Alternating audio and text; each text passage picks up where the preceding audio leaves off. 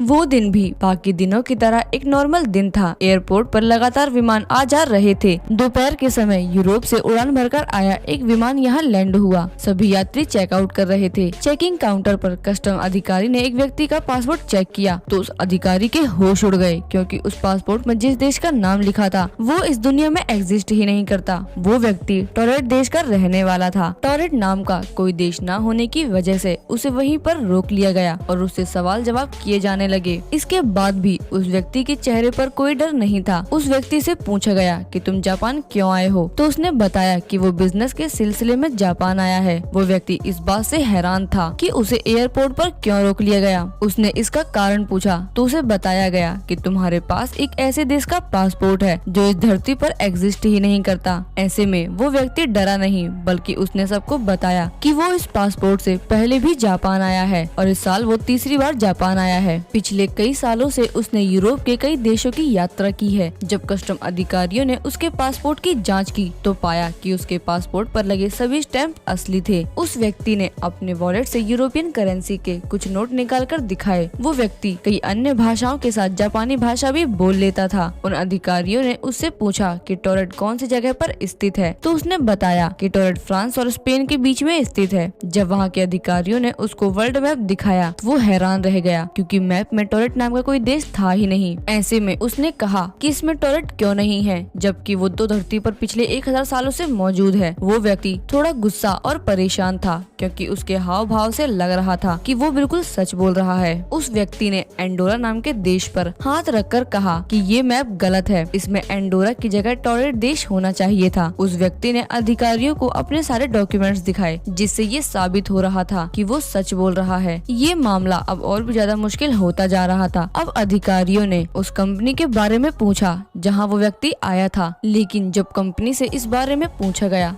तो उसने उस व्यक्ति को पहचानने से ही इनकार कर दिया। उस व्यक्ति ने एक होटल के बारे में बताया जिसमें वो रुकने वाला था, लेकिन जब होटल मैनेजमेंट से बात की गई तो उन्होंने भी उस व्यक्ति को पहचानने से मना कर दिया। अब उस व्यक्ति के सामान को जब्त कर लिया गया और उसे शाम का नाश्ता देने के बाद एक कमरे में कड़ी सुरक्षा के साथ रखा गया। लेकिन जब सुबह उसका दरवाजा खोला तो जो देखा गया वो अनबिलीवेबल था, क्योंकि वो व्यक्ति उस कमरे में था ही नहीं। वो व्यक्ति अचानक ही कहीं गायब हो गया। आज तक ये एक मिस्ट्री बनी हुई है। कई वैज्ञानिकों का कहना है कि हो सकता है वो व्यक्ति पैरेलल यूनिवर्स से आया हो। क्या आप भी पैरेलल यूनिवर्स में विश्वास करते हैं? हमें कमेंट करके बताएं। वीडियो पसंद आई हो तो लाइक और शेयर करें।